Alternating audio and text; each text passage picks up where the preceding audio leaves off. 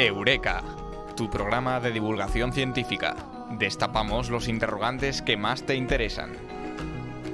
Eureka, los jueves a las 10 de la noche. Y en reposición, los sábados a las 8 de la tarde y los lunes a las 10 de la mañana.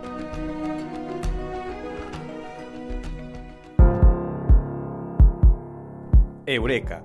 Cómo un libro del siglo XVII puso al judío salmantino Abraham Zakut en la luna.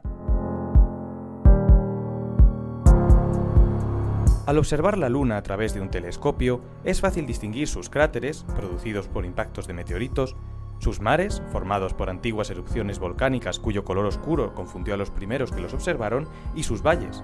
¿Cómo debió sentirse Galileo Galilei cuando la contempló por primera vez con un telescopio? Varios que le siguieron la fueron representando con más detalles, pero fue en un mapa de 1651 en el que se incluyeron muchos de los nombres que ahora utilizamos en los elementos más destacados de su relieve. ¿Por qué el autor eligió esos nombres? ¿Por qué un cráter de 80 kilómetros se llama Zagut, en honor al judío salmantino Abraham Zakut? La respuesta está en los libros de la Biblioteca Histórica de la Universidad de Salamanca. Esta es la historia.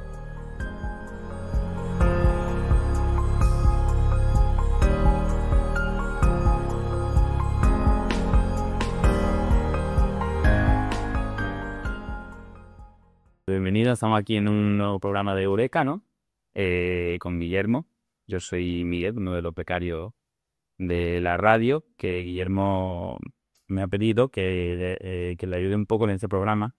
¿Sobre qué vamos a hablar principalmente, Guillermo, en el día de hoy? Bueno, pues vamos a hablar de un cráter de lunar de nombre Zagut, aunque debería ser Zakut, que tiene una historia curiosísima. Entonces, pues vamos a hablar del cráter y con ese pretexto vamos a hablar de por qué los cráteres lunares tienen nombre, quién les puso el nombre y en particular por qué hay un gran cráter de nombre Zagut, aunque debería ser Zakut.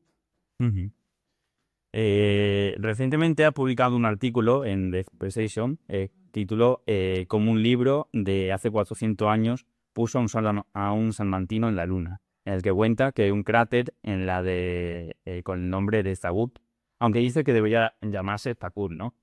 ¿Puede verse fácilmente ese cráter? Bueno, ya en este mes y en lo siguiente, bueno, realmente durante todo el año, uno con un pequeño telescopio, incluso con uno prismático, mira a la luna y si usa un programita o un mapa para previamente orientarse un poquito, ahí en el cuadrante de la derecha abajo hay un cráter grande, sabemos que tiene 80 kilómetros, que está en el catálogo de cráteres aparece como Zagut y es fácilmente visible. Yo sugiero que se mire la luna y se vean sus cráteres más llamativos y se vean los nombres que tienen, porque detrás de cada nombre hay una historia. Entonces, muy, muy bonita. Entonces, yo sugiero que se puede empezar por eso, por mirar la luna, ver sus cráteres importantes. Claro, por ejemplo, el cráter Zagut no se ve cuando está en cuarto menguante, porque ahí queda oculta la parte... Sí, figura de... No, en la parte oscura no. Está cuando está en cuarto menguante, que hay una parte de la luna que no se ve, pues en ese momento lógicamente no se ve, pero desde cuarto creciente a luna llena, el cráter es perfectamente visible. Muy bien. ¿Y quién le pone estos nombres a los cráteres? ¿Quién les pone estos nombres? Bueno, pues estos nombres, hubo en su momento que cada uno le ponía su nombre, pero en 1935 la Unión Astronómica Internacional, que es el organismo mundial competente en astronomía, elaboró un primer catálogo y en ese primer catálogo pues empezó a ponerle nombres a los cráteres, 1935. Y bueno, pues es la Unión Astronómica Internacional. Y desde entonces pues en este catálogo se va ampliando en la medida que se han ido haciendo fotografías más precisas de la Luna, ya que tenemos hasta satélites en órbita y todo, ya se puede ver cráteres minúsculos, se le han ido añadiendo haciendo un catálogo detallado. Actualmente están catalogados 9.000 cráteres. Joder. Sí, sí, sí. ¿Y cuántos nombres de españoles, de personajes españoles tienen? Bueno, actualmente hay 22 cráteres. Hablando de españoles, gente que nació, porque muchos son personajes muy antiguos, que nació en lo que, en lo que hoy llamamos España, en la península. Y no solo en la península, porque también hay algún nombre balear. Por eso, porque eso es la España. Sí. Vale. ¿Y desde cuándo se llama? Ha hablado principalmente de Tagut, ¿no? Del cráter. ¿Me podría contar un poco desde cuándo se llama así ese cráter? Bueno, el cráter, la Unión Astronómica Internacional le formaliza el tema en 1935, pero realmente lo que hace la Unión Astronómica Internacional es que hace un estudio de cráteres y no solo cráteres, de mares lunares, aunque no son mares realmente, desde que se empezó a observar la Luna con detalle. Lógicamente, esto ocurre cuando existe el telescopio. El primer telescopio es de 1609 de Galileo. Él ya hizo unos dibujitos, no les puso nombre, pero los años siguientes hubo ya astrónomos que empezaron a observarla y de forma, lógicamente, con la mano, ¿no? De forma manuscrita, empieza a dibujar mapas lunares cada vez con más detalle. Y es de esa época, la primera cartografía lunar es más o menos del siglo XVII, como te acabo de decir, ¿no? Y de ahí la Unión Astronómica Internacional empieza tirando de esos mapas que se conservaban de esa época y hay uno en particular que racionaliza un poco la nomenclatura, porque se hicieron muchos mapas y a veces lo que los hacían le ponían los mismos nombres que a la cartografía terrestre. A lo mejor le ponían un mar Mediterráneo o cosas de esas, ¿no? Y eso no tenía sentido. Entonces hubo un hombre que es Riccioli.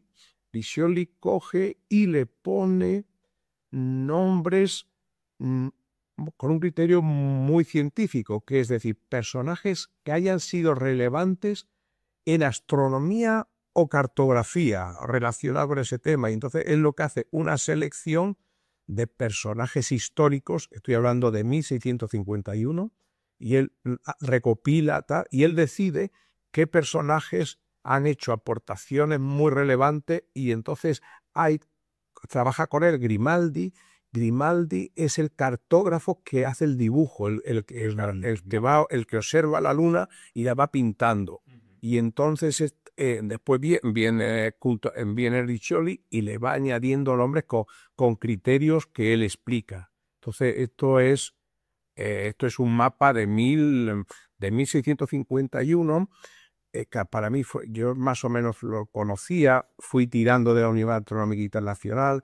Te metes ahí, vas a 1935, ves qué fuentes a utilizar y encuentras este mapa y veo que el autor y vengo a la Biblioteca General Histórica de nuestra Universidad de Salamanca y me encuentro porque está el libro, por lo que veo prácticamente, no sé si alguien lo habría visto, pero no, es raro porque ese libro no tiene ninguna nota, no, había estado ahí como un poco congelado y aparece en la página, creo, 200 o algo así.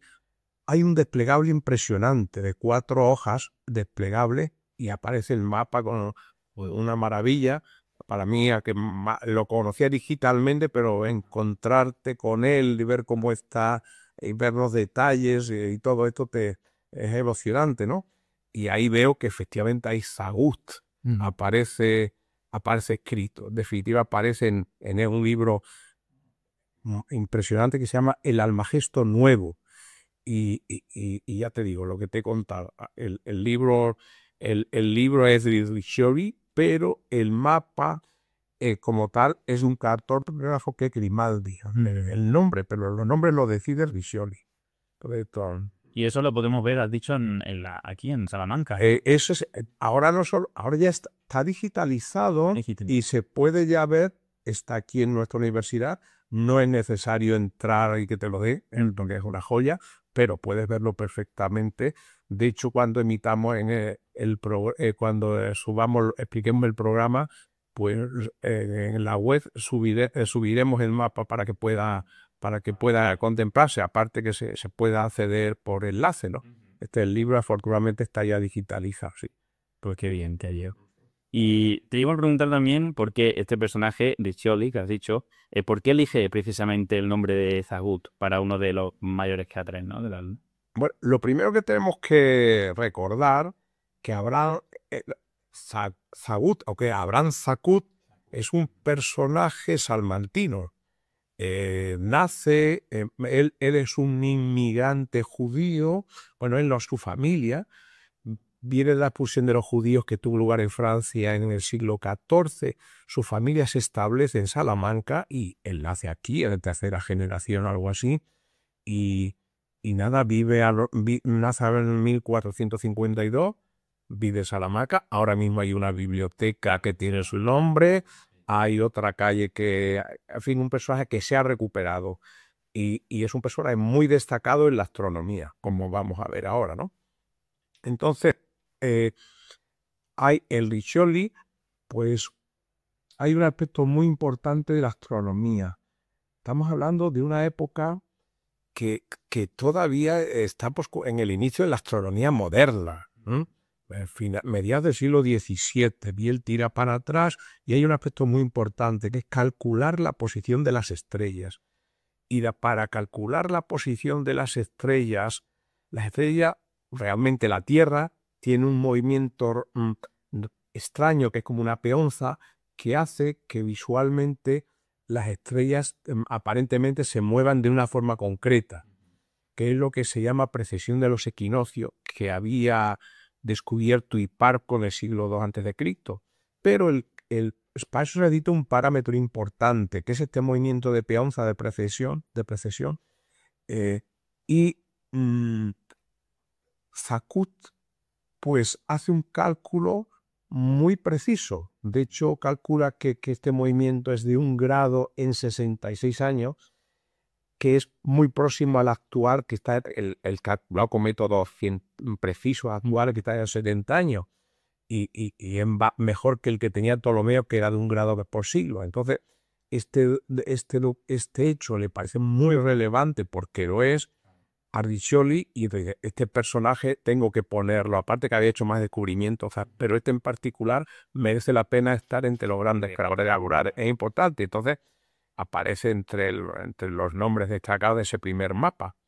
Yo creo que también merece la pena decir que en ese primer mapa aparece algún español más, ¿no? Nacido en lo que hoy es España. Estamos hablando del siglo XVII, no estaba configurado, España como actualmente, y mucho menos con los personajes que voy a hablar ahora. Uno muy relevante es Alfonso. Un cráter enorme le llama Alfonsus. El libro está en latín. Y este Alfonso se refiere a Alfonso X Masario, que fue un personaje, aunque él no fuese un astrónomo, pero impulsó la astronomía de forma destacadísima. Y tanto que es merecedor de tener un gran cráter. Y después hay otro personaje también árabe, que Azatiel. Y este también lo pone. De hecho, hay una cosa curiosa. Cuando uno ve los nombres y caracteres lunares con nombres de personajes nacidos en España, pues hay mucho árabe y algún judío. Curioso, bueno, no es curioso, estudiando la historia es así, pero también nos dice lo relevante que fue la cultura árabe y eso, el papel tan relevante que tuvo en la astronomía. Entonces, nos está enseñando mucho el estudiar cómo los personajes del mapa, y sobre todo cuando te metes dentro y te explica por qué. O sea, no se conforma con poner el nombre, sino que te explica por qué es merecedor de estar ahí. Es súper ilustrativo, sí, es muy ilustrativo, sí. Y bueno, la verdad que si es en honor de Abraham Zacut, ¿por qué se llama Tagut con G y no Zacut?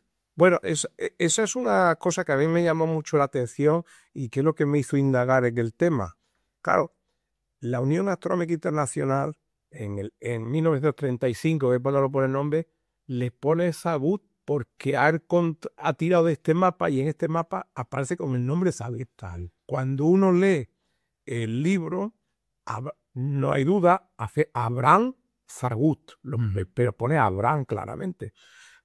Claro, esto a mí me llamó mucho la atención. Digo, a ver si es alguna transcripción rara. Yo lo he consultado con algún hebreísta, no. Y Zagut, que lógicamente no, es un hebreo, él escribe en hebreo y él escribe en hebreo, que no hay una transcripción directa, pero lo que se llama la transliteración, o también la transcripción, es Zacut, Zacuto o Zacut TH, pero nunca Zagut.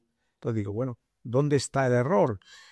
Bueno, pues veo que es Riccioli, para hablar de lo que te he dicho, de los méritos de Zagut, o de Zacut, pues ha consultado otro libro, que es De Motu Octavae Esfera, el movimiento de la octava esfera. Este es un libro de Agustín Uricius y lo encuentro también en la Biblioteca Histórica. Y es un libro de 1521. Y entonces el personaje, el Ricius, es un personaje muy curioso, porque cuando lees el libro, pues te das cuenta que él, lo dice, que él ha conocido a Zacut, y lo ha conocido en el norte de África. Y es así, porque Zacut fue, con la expulsión de los judíos, se fue primero a Portugal y después por el norte de África hasta que acaba en Jerusalén.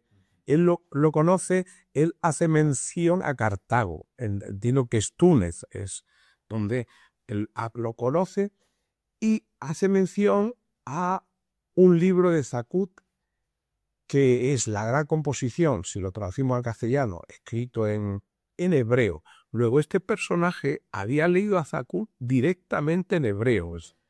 Eso significa una cosa clara, que probablemente él es un judío, pero un judío converso. Entonces lo que hace es que el libro hace la mención de los méritos de escribir el personaje de Zacut y todo, y él siempre le llama Zacut correctamente, ¿no? Él lo escribe bien.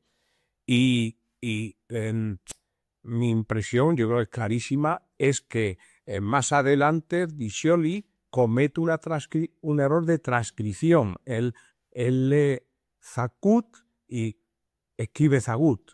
Y ya a partir de ahí, durante 400 años se ha ido arrastrando ese error, aunque claramente está claro, la propia Unión Astronómica Internacional tiene claro que es Abraham, el personaje salmantino, Abraham Zacut. Sí. Yo creo que merece la pena un poco hacer también mención a este libro de Riccioli, perdón, de Ricius, es decir, el de 1521, porque él habla de un libro de Zacut que es la gran composición, de Hibur Hatasol, creo que se dice, por lo menos se escribe así. Este libro, que es curiosamente también en la Biblioteca Histórica, está traducido en 1470. Este libro lo escribe Zacut, lo acaba en 1478. Y lo traduce un amigo suyo, Saraya, en 2 o 3 años después, 1481. Y lo traduce probablemente al español de la época, probablemente con la ayuda del propio Zacut. Y entonces él lo que te cuenta es que en 1474, desde Salamanca, él observa que la estrella Espica, que se ve, por ejemplo, ahora perfectamente en el mes de mayo, verano, se va a ver una de las estrellas más brillantes en la constelación de Virgo, no equivocar con el signo de Virgo, en la constelación de Virgo, pues es ocultada un día concreto por la luna, es decir, la estrella queda pantallada por la luna eclipsada, y ese dato le sirve a Zacut para calcular lo que te comentaba antes, el movimiento de precesión, porque lo compara con otra ocultación que ocurrió más de 1000 años antes y que está por ahí registrada, y ese dato el Zacut lo utiliza para hacer este cálculo. Entonces, esto está escrito en la gran composición de Zacut, que aquí está en la transcripción, en la traducción al castellano, que es la que yo he podido ver, pues aparece este hecho y fue observado desde aquí, desde Salamanca. Qué guay, la verdad. Y yo soy, como te dije antes, un completo ignorante de este tema, pero la verdad que bastante interesante cómo se puede desde aquí, desde la Tierra, observar fenómenos astronómicos tan grandes, ¿no? Y sobre todo lo más curioso es que estamos hablando de que esto se observó cuando no existía telescopio. Es decir, Zacut no tenía telescopio. Zacut es de 1452, muere en 1515 o 14, y el telescopio es de 1608 o 9, y que es mucho después. Pero fíjate, todo esto se ha arrastrado, y yo casi por acabar un poco, le he escrito a la Unión Astronómica Internacional poniendo en manifiesto el error. A ver qué nos dicen. Mi idea, mi propuesta, y si no voy a procurar que la propia universidad intervenga, es forzar, o por lo menos dejarle claro a la Unión Astronómica Internacional que ahí hay un error que debe subsanarse. Y bueno, ya veremos. Yo lo veo, tengo alguna esperanza, pero es que son 400 años donde el nombre, ahora tú buscas, te viene Zacut en los catálogos de la NASA, en todo. Y creo que merece la pena un último detalle.